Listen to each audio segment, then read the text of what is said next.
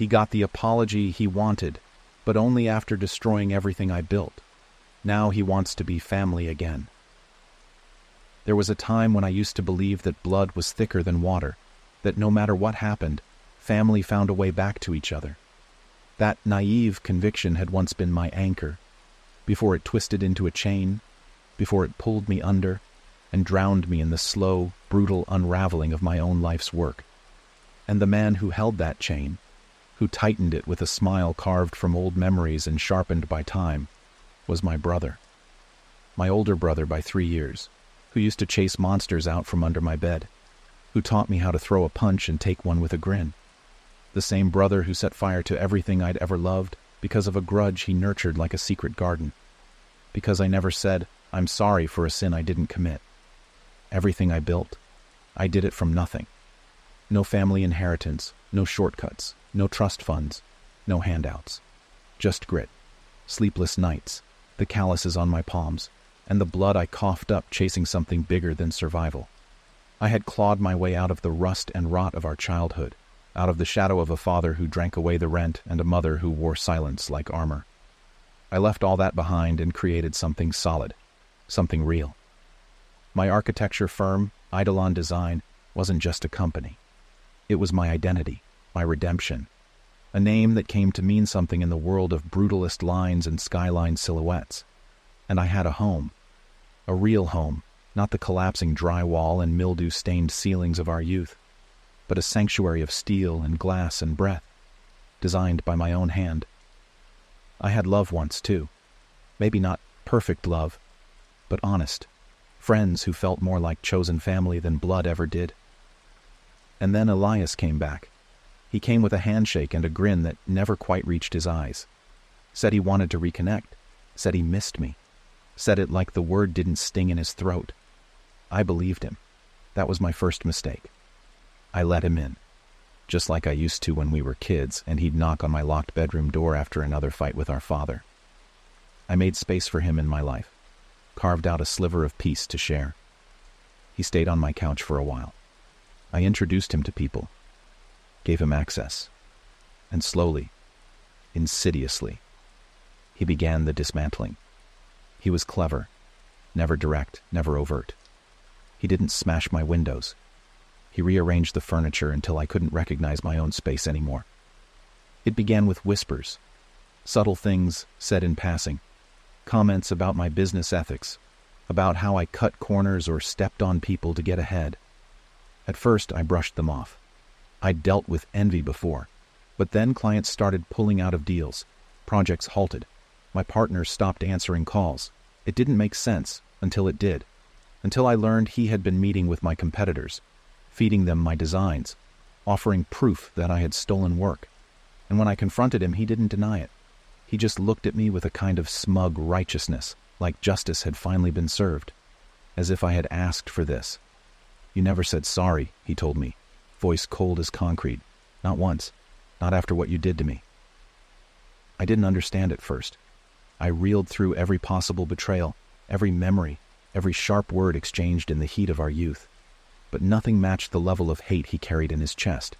And then it came, the accusation, that I'd told our father about the stash of money Elias had been hiding as a teenager, the escape fund he'd been building to run away, that I was the reason our father found it, beat it out of him, and crushed his last shred of hope.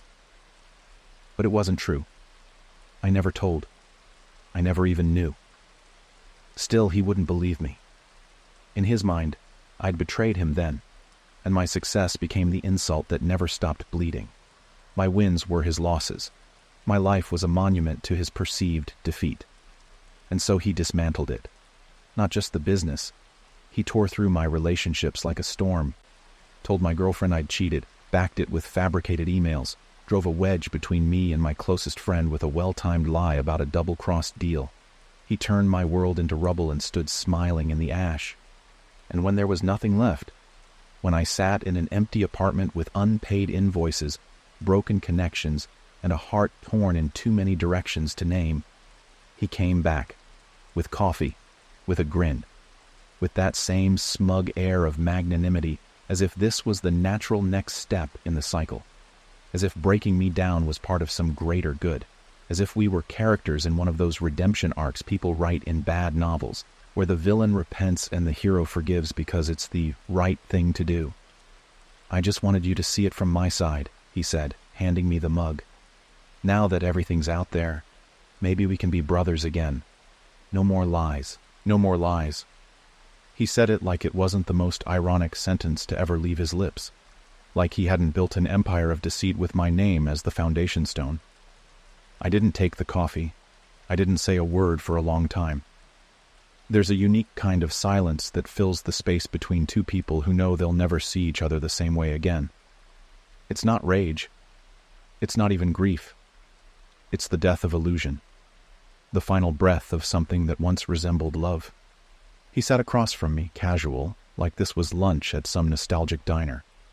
He talked about starting over, about family dinners, about rebuilding trust, as if those weren't just phrases pulled from a therapy workbook, as if they hadn't already been burned black.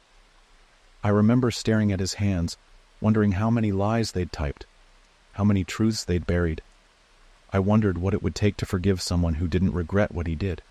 Only the fact that it left me hollow instead of humbled. "I'm not angry," I told him finally, my voice raw. "You keep thinking I'm angry. I'm not. I'm empty. There's a difference." He blinked, and for the first time, something faltered in his expression. "You got what you wanted," I continued. "You wanted me down.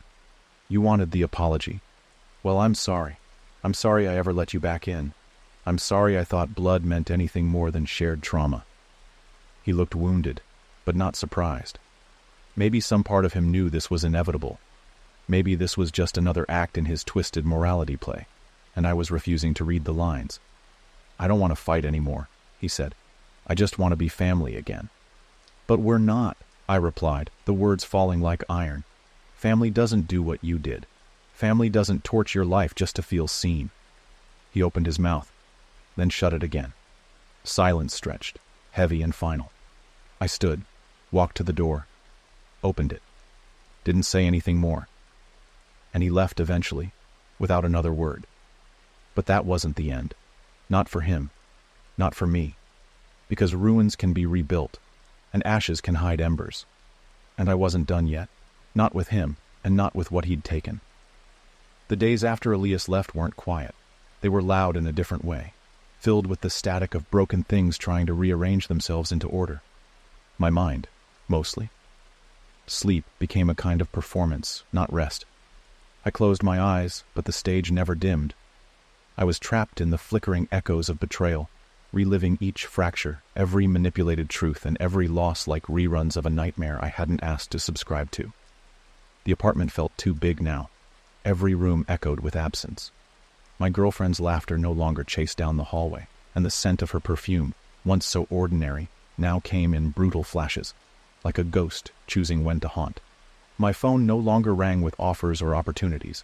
My inbox, once flooded with blueprints, negotiations, and handshakes in digital form, now languished like an abandoned terminal, occasional junk mail breaking the silence like a stranger knocking at the wrong door. I could have sold what was left. I could have liquidated the remnants of Eidolon design, tried to salvage a fraction of its value. But I didn't. That name, my name, was no longer worth what it used to be. Elias had seen to that. His campaign hadn't just bruised my public image, it had dissected it, exposed supposed transgressions I'd never committed, falsified them with precision, then broadcast them to just the right people to ensure maximum carnage. And the worst part? He did it under the guise of truth-telling, as if betrayal dressed in righteousness hurt less. I sat on the floor of what had once been my office. The furniture was gone. Only the walls remained, littered with thumbtack scars and fading outlines of frames long removed. The sunlight didn't reach this side of the building anymore. It used to, when the firm was alive and breathing, when laughter and focus blended into something like meaning. Now, all that lingered was stale air and dust that moved like slow ghosts in the filtered light. There was a folder in my lap, black, weathered, the clasp bent from overuse. Inside it were sketches, ideas never pitched, blueprints never seen by another soul. The things I'd saved for when I was ready to create again, to reach higher. Looking at them now felt almost absurd. What was the point of building when it could be stolen, twisted, weaponized? I thought of him, of Elias, of the night he came into my home with coffee and fake peace offerings. That grin, that casual tone, like everything could be undone with a few words and a smile. He didn't understand the scale of what he'd done, or maybe he did, and that was worse. I should have slammed the door in his face. I should have screamed, thrown something, made him bleed even a little for the wounds he left behind. But I didn't. I gave him silence. And silence, in some ways, felt like letting him win. So I sat there, in the hollowed-out shell of my dreams, and I wrote his name in my head. Not like a brother, but like a problem to be solved. Not out of vengeance, not exactly, but because understanding him felt like the only way to reclaim what he'd stolen from me. The thing with Elias was, he wasn't always a saboteur. He wasn't born with venom in his blood or wires in his smile. No, it built in him slowly, like rust under paint. It grew from the same foundation we both crawled out of. That house, that father, that endless noise. The difference was, I ran forward. Elias stood still. Maybe he thought I abandoned him when I left. Maybe he resented the fact that I could breathe outside that wreckage while he choked on its smoke. But none of that justified what he did. The surgical dismantling, the lies wrapped in nostalgic language, the calculated strategy he executed with surgical precision, as if our past had made him some kind of avenging architect. He hadn't just attacked me. He'd orchestrated a collapse. That takes time, planning, intent. I wasn't the only one who noticed. Not everyone had turned their back on me despite how thoroughly Elias tried to ensure it. There were a few holdouts, clients who'd known me long enough to sense the holes in the story, friends who'd seen the seams of Elias's mask slip once or twice, but they were silent too, unsure of what version of me still existed beneath the rubble. One of them called me 2 days after Elias's visit. His name was Brandon, a contractor I'd worked with on multiple projects, someone whose handshake meant more than paperwork. He didn't open with sympathy, just said he'd heard things and he wasn't sure what to believe. That he remembered when I paid a whole crew out of my own pocket when a developer bailed. That kind of memory mattered to him. That kind of loyalty was rare. I thanked him, though the words felt small. He offered work, low-scale stuff, small renovations, nothing that would put Eidolon back on the map, but enough to keep me moving. I took it because motion was better than stillness, even if I didn't feel like a builder anymore. The first site was a gutted duplex on the east side of the city, a skeleton of drywall and echo. It had potential, I supposed, though I no longer looked at structures the way I used to. Where I once saw opportunity and angles, I now saw fragility, weakness, the illusion of permanence. As I worked, as I lifted beams and checked level lines, my thoughts returned again and again to Elias. He had disappeared since that visit. No texts, no calls, no unexpected drop-ins. I wondered if he thought he'd closed a chapter, if he'd marked our story, resolved in his head, the way people do when they rewrite their memories to protect themselves from guilt. I found out later that he had started a podcast. Yes, a podcast. About narcissistic siblings and emotional abuse in high-achieving families. He framed himself as a survivor. Told stories, veiled of course, but transparent to anyone who knew the real details, of betrayal and emotional manipulation. He painted me as the golden child turned tyrant, the successful younger sibling who pushed him into the dirt and demanded gratitude for it. I listened to 3 episodes before I had to shut it off. Not out of anger, but because I felt like I was eavesdropping on a parallel universe, one where I was the villain, where my sacrifices became sins, where my ambition mutated into malice through the lens of his unresolved bitterness.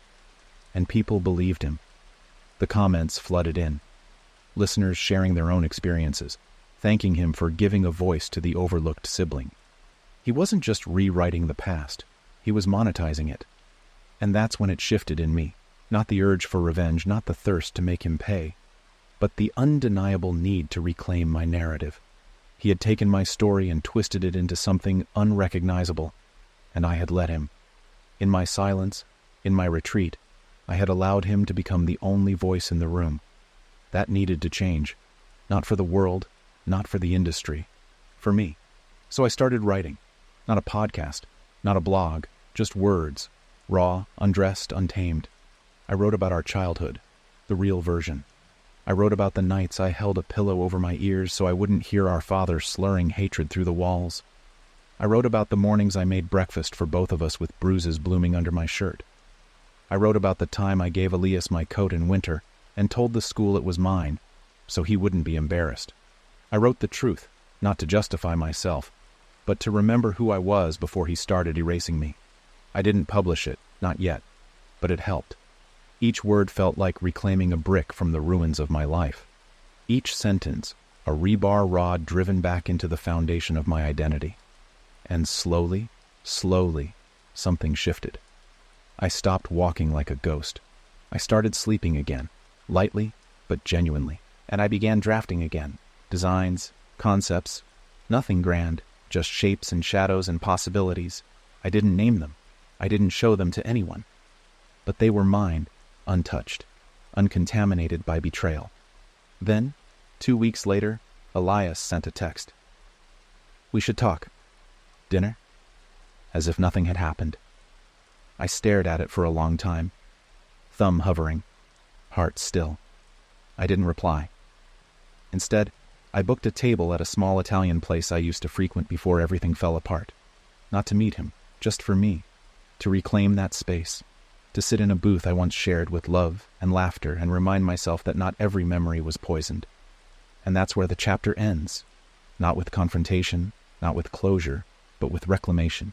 Quiet, slow, incomplete, but real. I didn't respond to Elias's message for 3 weeks. Not because I didn't want to.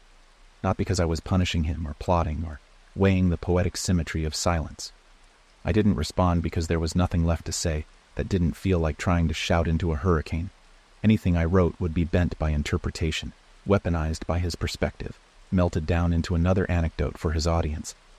I didn't want to feed him a new story.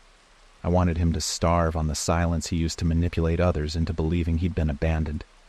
But silence doesn't stop echoes. That's something I learned the hard way. I was back on site when I saw him again. Not in person, not yet.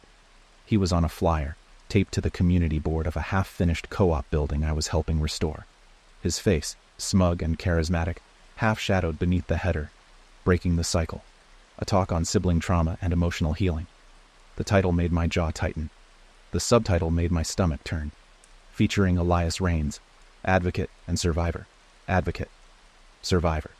Words soaked in implication, each one a scalpel cutting through a truth that no longer had bones. My hands tightened around the clipboard I'd been holding. I stood there too long, the sunlight sharp against the unfinished drywall, the buzz of tools muffled beneath the blood in my ears. One of the younger crew members passed by, glanced at the flyer, and asked me casually, "Hey, you know this guy?" "He's going to be at the library down on Carroll. People say his podcast's kind of a big deal." I didn't answer. Just nodded once and walked away before the conversation could deepen. I didn't want to hear what people said. I already knew. I had read the comments, the reviews, the think pieces. Elias had managed to twist his trauma, real or imagined, into a platform. His narrative was a performance dressed in sincerity. And worse, it was resonating. I couldn't even fault them, the strangers who flocked to his voice. He sounded genuine. He always did. It was his gift, really. He could coat poison in empathy and feed it to you with a smile. You'd thank him for it. You'd believe it healed something. The truth was, Elias had always needed an audience. Growing up, it was our mother. Then it was teachers, then friends, then anyone who would lean in and listen with sympathy. I didn't envy him for it. I pitied it once. But pity curdles over time, especially when the same hands that once clutched yours in fear later used that closeness to draw blood. That night, I stayed up revisiting the manuscript I'd begun, my version of events. It wasn't meant for public eyes, not yet. But each time I opened it, I found a little more clarity. I could finally articulate the subtle cruelties that hadn't made sense in the moment. The way Elias undermined me at our father's funeral by telling everyone I hadn't cried. The time he borrowed money for rent and used it to buy a designer jacket, then told our mutual friend I'd cut him off out of spite. He was always writing a story. always curating a version of himself that would generate sympathy, attention, a chorus of voices telling him he was right. And still, part of me remembered the boy I grew up with. The one who stood in front of me with scraped knuckles after defending me from a neighborhood bully. The one who carved our initials into the shed behind our house and promised we'd always have each other, no matter what. Was that boy dead, or had he just mutated beyond recognition? I didn't know, but the question haunted me. The day of his library talk, I didn't plan on attending. I told myself I was above it, that nothing he said could affect me anymore. But curiosity is a dangerous trait. So is pride. By noon, I found myself in my car, circling the block like a thief casing the scene. I parked 3 times, each time almost pulling away. Eventually, I walked in, telling myself it was for closure. The room was packed. Mostly young adults, some older couples, a few who looked like they'd come alone just to listen. The kind of crowd that devours emotional honesty, that hungers for meaning in their own wounds. They looked up at Elias like he was a prophet of pain, wearing his scars like armor. He stood in front of them wearing soft grays, clean lines, his expression open, vulnerable. He knew how to frame himself. He always had. "I want to talk about betrayal," he said, voice warm, calculated. And not the obvious kind, not the betrayal of strangers, but the betrayal of those closest to us, the ones we trusted, the ones who made us believe we were safe. Every word felt like a stone hurled directly at my ribs. He talked about a brother, not by name, never by name, but the descriptions were unmistakable. He painted a picture of someone cold, controlling, obsessively ambitious, a sibling who weaponized affection, who abandoned him in moments of need, a builder who climbed upward while stepping over the broken pieces of the people who loved him. There were gasps, nods. A hand reached for a tissue. No one knew I was there, sitting in the back, frozen in disbelief at the theater unfolding before me. Then came the story about the money, that same story, the stash he claimed I revealed to our father. Only now it was soaked in new drama. He claimed I laughed when it was found, that I stood in the doorway smirking as our father ripped through his savings, that I said, "You'll never leave, Elias. You're just like him." I never said that. I never even knew. But he said it with such conviction that even I started to question myself. He made it real through repetition, through performance, through the raw magic of emotional manipulation. I walked out before he could finish. The cold air hit me like absolution. I stood outside the library, hands shaking, mind fraying. I wanted to confront him. I wanted to walk back in and tear that narrative down brick by deceptive brick. But what would that have solved? He had already won them over. The story was his. He'd built a world where I was the villain and he was the survivor, and the applause had already begun. Instead, I went home and opened my manuscript again. I didn't edit it this time. I added to it. Rawer, more truthful. I wrote about the violence of being rewritten by someone you once loved, about the helplessness of watching your name rot in someone else's mouth. I wrote until dawn, until the words blurred, until the grief had somewhere else to live besides inside me. Days passed, then a week. I didn't hear from Elias again, but I saw his face, online, billboards, podcast recommendations, interviews. He was everywhere. And through it all, I began rebuilding. Not just physically, though that too. A new space opened up, an old machine shop on the riverfront. I signed a lease, started sketching new plans, something modular, collaborative. A studio, not just an office. A space for artists, architects, people who'd been burned and needed somewhere to create again. I didn't name it right away. I didn't need to. It wasn't for recognition. It was for reclamation. Then came the email. Not from Elias. From a journalist. Subject line: "Your brother's story. Care to comment?" Apparently, someone was writing a piece about Elias and his rise as a trauma advocate. They'd come across court records, discrepancies, questions, rumors that not all of his stories held water. They wanted my perspective. I stared at the screen for a long time. Not because I didn't know what to say, because I knew exactly what I could say. And I didn't know what it would cost me. Truth is a weapon, yes, but it cuts both ways. And I wasn't sure if I wanted to strike or simply move on. If reclaiming my story meant stepping into his circus, or if it meant building something quieter, something that didn't need applause to matter. That's where the chapter hangs. Not in closure, not in confrontation, but in the weight of a choice. To expose, to retaliate, or to rise, silent and strong, until the truth is undeniable simply by surviving. The email sat in my inbox like an unlit fuse. Its subject line glared from the top of the thread stack every time I opened my laptop, a silent provocation that didn't wane with time. I reread it countless times, memorized the wording, dissected the phrasing. The journalist's tone was polite, but not neutral. There was a hint of curiosity that came with the scent of blood, the kind that made you wonder whether they were offering you a lifeline or baiting a trap. Your brother's story? Care to comment? It felt like an invitation to war wrapped in civility. I didn't respond right away. For a week I let it stew while I buried myself in sketches and sawdust. The new space, the riverfront studio, was beginning to take shape. It still smelled like metal and old oil, but the bones were good, strong, honest. There was something refreshing about working with a place that didn't pretend to be anything more than what it was, unlike people. The building had once housed a metal fabrication company. Industrial windows, brick walls, high ceilings with rusted iron beams. It had been vacant for years before I found it. Squatters had moved in at some point, leaving behind the usual graffiti and detritus, messages in marker scrawled across drywall like secret messages from the forgotten. I didn't paint over them, not yet. Some of the words stuck with me. One read, "This was supposed to be the beginning." Another, "We left because staying felt like drowning." I understood both, viscerally. The work gave me rhythm.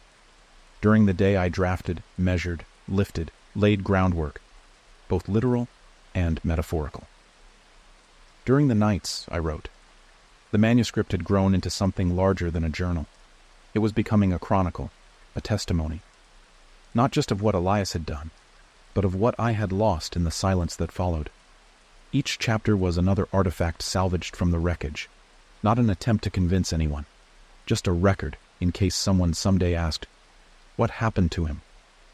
But the journalist had asked.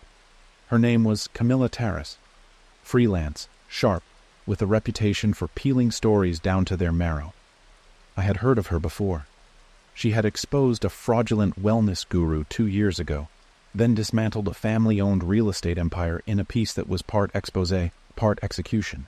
I didn't know if she was circling Elias out of genuine suspicion or because she smelled opportunity.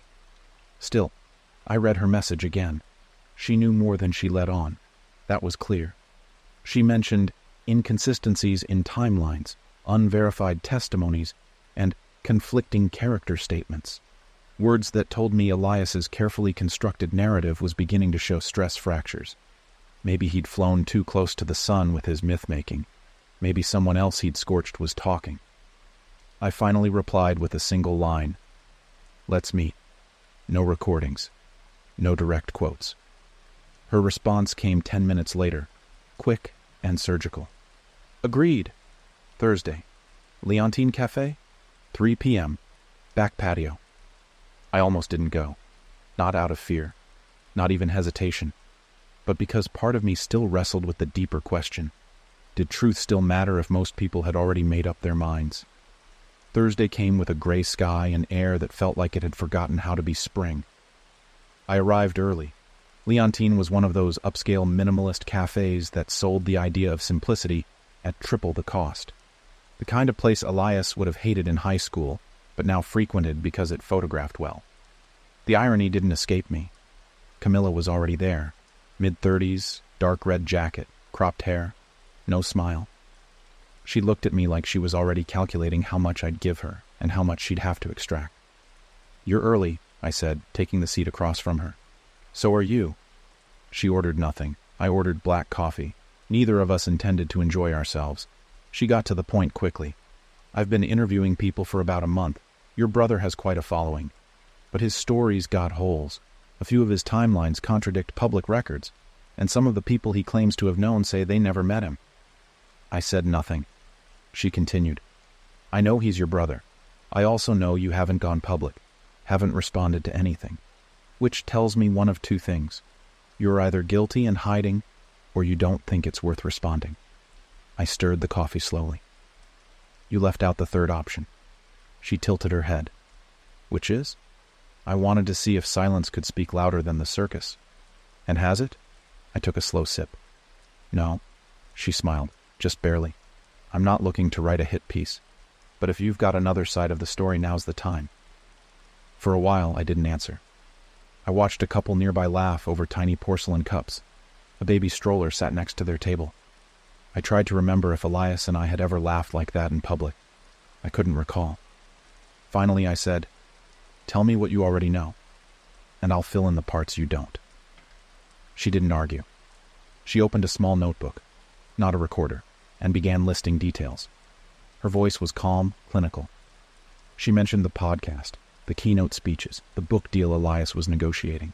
She outlined the core narrative: emotional abuse, betrayal, childhood abandonment, his claims that I gaslit him, stole his future, humiliated him publicly. Then she listed the discrepancies, records showing he lived out of state during one of the supposed incidents, a friend who provided screenshots that contradicted his version of events, financial documents that suggested some of his donations went straight into marketing services and social media promotion. When she finished, she looked at me like a surgeon ready to make the first incision. "All of that is real," I said. "But the most damaging lies he tells are the ones wrapped around a kernel of truth. He's not fabricating pain, he's distorting its origin." I spoke for an hour. I told her about our father, about the nights Elias cried on the floor, and I pretended not to hear because I was too broken to comfort anyone. I told her about the stolen designs, the manufactured scandals, the whisper campaign that dismantled my career. I told her about the visit, the apology, the way he asked to be family again like he hadn't salted the earth. But I didn't let myself cry. Not once. I didn't want pity. I wanted documentation. When I finished, Camilla was silent. Not stunned, just processing. "Do you have proof?" she asked.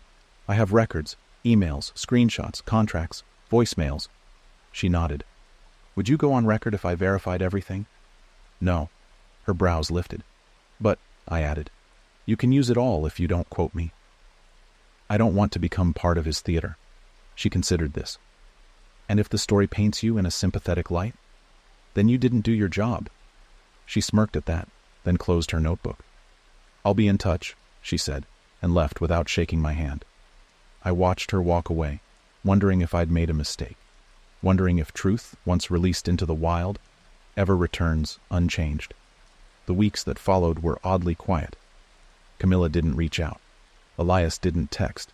The studio was coming together. A few designers reached out about shared workspace. The place started to feel real, less like a trauma response and more like a future. I painted one of the walls black and pinned sketches to it like constellations. I let light back into my routines, even laughter sometimes. Then, on a Monday morning, the article dropped. It wasn't a hit piece. It wasn't a defense. It was a scalpel, titled "The Performance of Pain." Unraveling the myth of Elias Reigns, it dissected his narrative with quiet precision. Camilla didn't accuse him of lying. She simply laid out the evidence: inconsistencies, contradictions, financial motivations, testimonies. And she never named me. But anyone paying attention would know. The response was immediate. His fans fought it. His critics amplified it. He posted a carefully written statement claiming the article was a misrepresentation fueled by those threatened by his advocacy. But the seeds were sown. Doubt had entered the bloodstream. 3 days later, he showed up at my studio. No warning, no text. Just walked through the door like he still belonged. I looked up from the floor where I'd been measuring shelving space. He stood in the entrance, the sunlight behind him casting his face into shadow. "You talked to her," he said, voice flat. "I gave her the truth. That's not the same as talking." He stepped inside, slow, like someone entering holy ground. "You didn't have to do that. You didn't have to drag me like that." "I didn't drag you," I said. "You built a lie. It collapsed under its own weight." He looked around the studio, eyes scanning the space like he was seeing it for the first time. "So this is the new place?" "It is." Silence settled between us, thick and heavy. He took another step forward. "You could have just called me. We could have talked. We did talk. You remember? You brought coffee, said you wanted to be family again." He flinched, not visibly. but I saw it in the tension around his jaw. "I was trying to make it right," he said. "No," I said. "You were trying to win. And now that the narrative's slipping out of your hands, you want control back." His eyes burned now, not with hatred, with something worse, desperation. "You really want to burn it all down? Over what? A few lies?" "Not lies," I said, stepping toward him now. "They weren't lies. They were surgical cuts meant to bleed me out slowly while you built yourself up. You told the world I destroyed you, but all I ever did was survive you." He didn't reply. I looked him dead in the eye. "Get out of my space." He hesitated. Then he left. No dramatic exit, no final monologue, just silence, and the door closing behind him. But it didn't feel like an ending. Not yet. In the weeks after Elias left my studio, I expected some kind of retaliation. A statement, a new episode, another campaign to salvage what remained of his image. But there was nothing. No podcast update, no posturing on social media. His usual flood of curated vulnerability dried up. It was almost eerie, the way he vanished from the stage he'd worked so hard to dominate. At first I braced myself. The silence felt strategic, like the breath before a final blow. But days stretched into weeks, and the threat never came. He didn't contact me again, didn't show up at my door or send cryptic texts begging for another chance at redemption. It was as though something in him had finally accepted that his story had run out of traction, that the version of himself he sold to the world no longer bought sympathy at full price. The studio began to bloom. By mid-autumn, the space was fully operational. Exposed brick kissed by hanging lights, raw wood shelving dressed in tools and texture, long work tables cluttered with drafts, notebooks, and coffee cups stained with ideas. The black wall I'd used to post sketches had become a mosaic of progress, concepts turned into models, models into materials. There was life here now, and not the borrowed kind. It was a life that didn't orbit anyone else's pain, a life that wasn't built in opposition to betrayal, but in defiance of being defined by it. I named the space Locus. The word means a place where something happens. It felt right. It wasn't grand. It wasn't flashy. But it was mine, rooted in truth and not performance. People came, first in trickles, designers and engineers who had worked with me before, cautiously curious, then more. Young architects looking for mentorship, metal workers with too many ideas and not enough funding, artists searching for space and silence to think. It wasn't a company, not in the way Eidolon Design had been. Locus was an organism, something alive that grew in unexpected directions, and it didn't need my name at the top to matter. I was content being one of many voices instead of the loudest, and for the first time in years, I started sleeping. Real sleep, deep and unburdened. I didn't realize how long I'd been surviving on adrenaline and grief until I stopped. The anxiety that had once made every silence feel like a prelude to collapse was replaced by something calmer, deeper. Not happiness exactly, but peace. The kind of peace that doesn't announce itself with joy, but with the simple absence of ache. Then came winter, and with it, something I hadn't expected. A letter, not an email, not a message on my phone, a real letter, handwritten, delivered in a plain envelope without a return address. I recognized the handwriting immediately. Elias. I almost didn't open it. There was a part of me that believed nothing he said now could matter, not after everything. But I opened it anyway, more out of curiosity than hope. It wasn't long. Just a single page. "You were right. I don't say that because I want forgiveness. I know I lost that when I turned you into a cautionary tale. I don't expect you to believe me, but I think part of me knew from the beginning that you weren't the one who told Dad about the money. I needed it to be you, because if it wasn't, then I had no excuse. I just failed. I stayed, and you left, and I couldn't stand the reflection your life held up to mine, so I tried to destroy the mirror. I told myself that if I made you suffer, it would balance something, that your pain would buy me peace. It didn't. It just made me louder and emptier. The article didn't ruin me. I did. I'm leaving the city. Maybe for good. There's nothing left for me here but ghosts. I'm not asking to be family again. I think we stopped being that a long time ago, but I wanted you to know that I see it now. All of it. The damage, the difference, The truth. I hope you build something beautiful. Elias. I read it once. Then again. I didn't cry. There were no tears left for him. No catharsis. Just a quiet understanding. Like finding a page in a book you thought had been torn out. His words weren't redemption. They weren't even apology. Not really. But they were honest. And that was more than he'd given me in years. I didn't write back. I didn't need to. Closure doesn't always arrive with reconciliation. Sometimes it comes when you realize the worst parts of someone were never yours to fix. Elias was gone. Not dead, not vanished, just no longer central. And in his absence, my life began to finally breathe. The final piece of Locust came in spring, with the first public exhibition we hosted, an open design showcase for local creators. I walked through the space that evening, watching strangers and friends admire the work of people who had once doubted they belonged anywhere. I saw a young woman cry in front of a reclaimed wood sculpture made from construction debris. I heard a man laugh beside a machine that painted portraits based on whispered secrets. I felt the pulse of something honest in the floorboards. I stood in the back, not as the founder or figurehead, but as someone lucky enough to be part of it all. A man beside me, one of the newer artists, turned and said, "You built this, right?" I nodded. He smiled. "Thanks. It's the first place I've ever felt like I wasn't faking it." I didn't answer at first. Then I said, "Me too." That night I stayed late. After the guests were gone and the lights dimmed, I walked through the space one last time. The black wall was nearly full now. I added one final sketch. A small one. A home, simple and imperfect, built from mismatched materials, scars in the wood, uneven lines, but solid, standing.